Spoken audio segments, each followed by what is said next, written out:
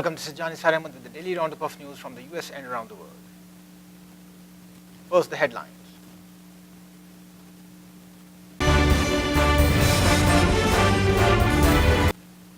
More than 300 Hollywood women launch an eye harassment plan.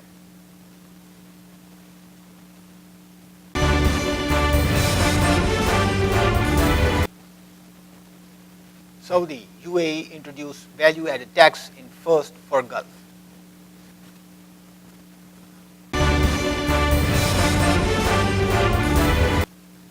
Governor of New York, Andrew Cuomo, touts legislative wins, appears to knock de Blasio.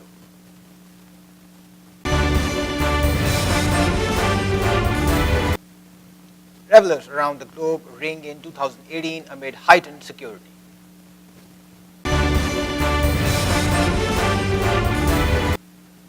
Return of diphtheria rings alarm in Bangladesh.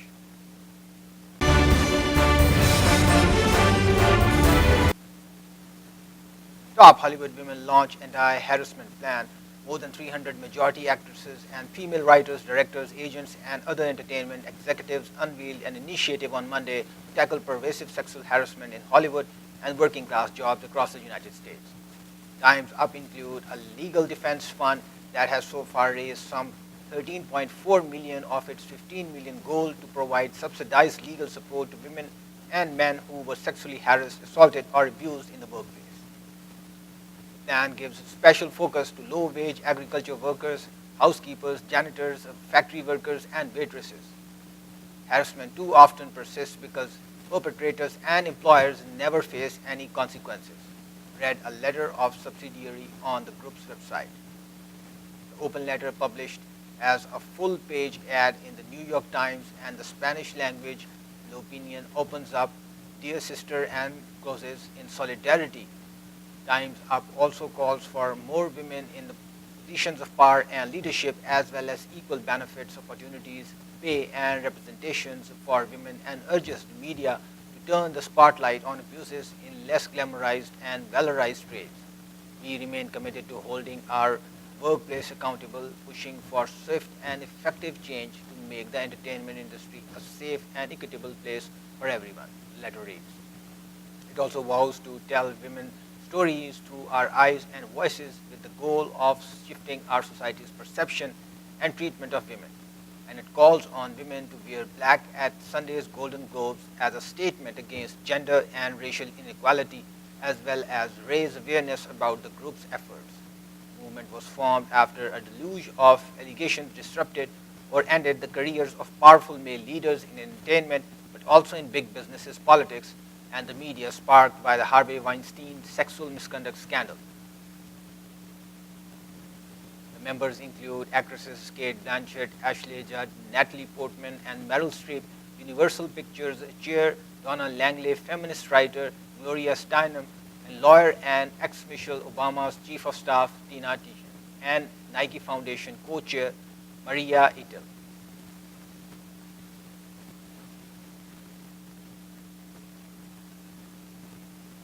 Saudi, UAE introduced value-added tax in first for Gulf. Saudi Arabia and United Arab Emirates introduced value-added tax from Monday, a first for the Gulf, which has long prided itself on its tax-free credit-to-grave welfare system. Saudi Arabia compounded the New Year blow for motorists with an unannounced hike of up to 127% in petrol prices with immediate effect from midnight. They are the latest in a series of measures introduced by Gulf oil producers over the past 2 years to boost revenues and cut spending, as a persistent slump in world prices has led to looming budget deficits. The 5% sales tax applies to most goods and services, and analysts project that the two governments could raise as much as $21 billion in 2018, equivalent to 2.0% of the GDP. But it marks a major change for two super-rich countries with the mall is king. Dubai has long held an annual shopping festival to draw bargain hunters from around the world to its glitzy retail places. Saudi Arabia has deposited billions of dollars in special accounts to help needy citizens face the resulting rise in retail prices. The other four Gulf states, Bahrain, Kuwait, Oman, and Qatar, are also committed to introducing value-added tax, but have decided to delay the move until early in 2019. hike in fuel duty in Saudi Arabia was the second in 2 years, but it still leaves petrol prices as some of the lowest in the world. High-grade petrol rose 127% from 24 cents a liter to 54%, while low-grade petrol rose to 83% from 20 cents a liter. Duty on diesel and kerosene remain unchanged. Saudi Arabia has introduced a raft of measures to raise revenue and cut spending as it bids to balance its books. Last month, it slashed the government subsidy on electricity supply, leading to a sharp rise in bills. Riyadh posted budget deficits totaling 260 billion over the past 4 fiscal years and does not expect to balance its books before 2023. Revelers around the globe ring in 2018 amid heightened security. Throngs of revelers packed cities around the globe to usher in 2018 with public celebrations and fireworks despite fears of terrorism and frigid weather in some places. In New York, hundreds of thousands of people packed Times Square in a 9-degree Fahrenheit weather with a wind chill of 4 degrees below zero to watch the 2018 ball drop and confetti rain down on the street. Frigid temperatures made it the second coldest New Year's Eve ball drop on record in New York. The coldest ball drop still holds at 1 degree Fahrenheit in 1917. Law enforcement agencies had added additional security measures including extra checkpoints, police dogs, street closures, and undercover officers.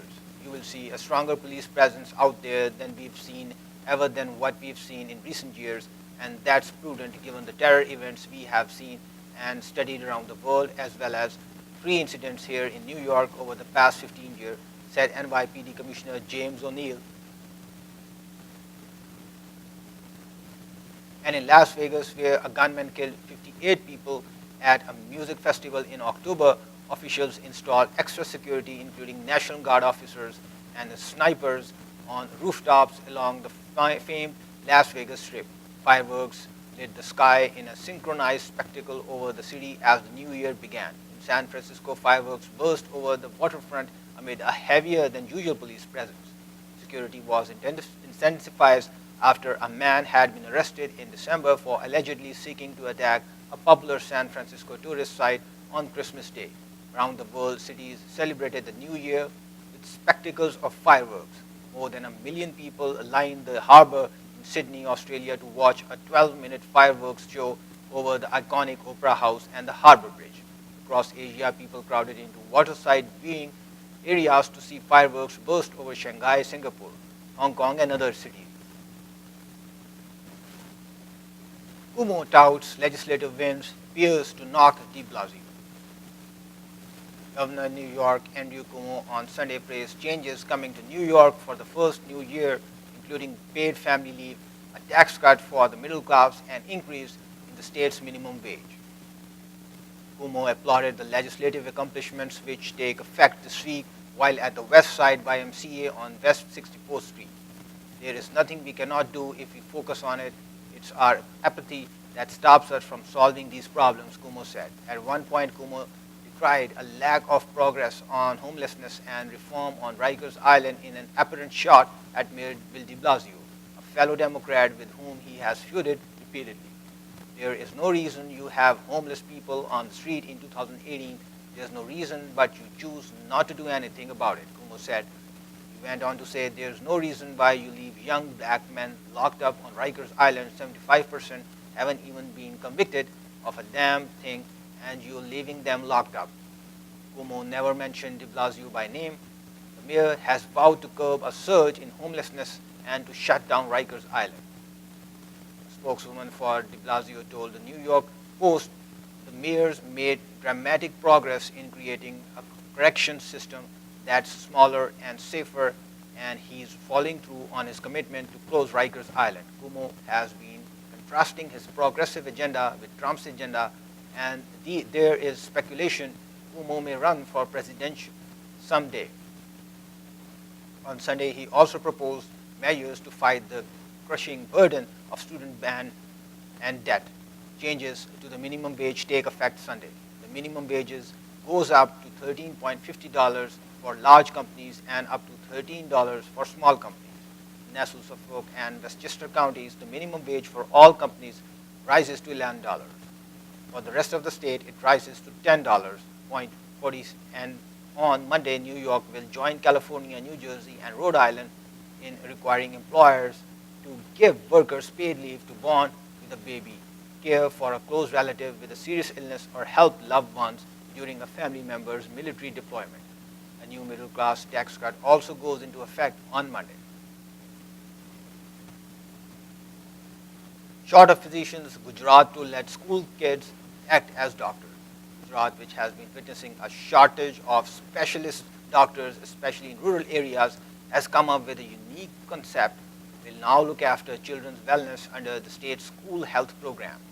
As the department officials said, a kid doctor named Kajal Bhupati, a class 6 student at a government school in Navagan village of Aravalli district, has been nominated for the pilot project aimed at primary schools.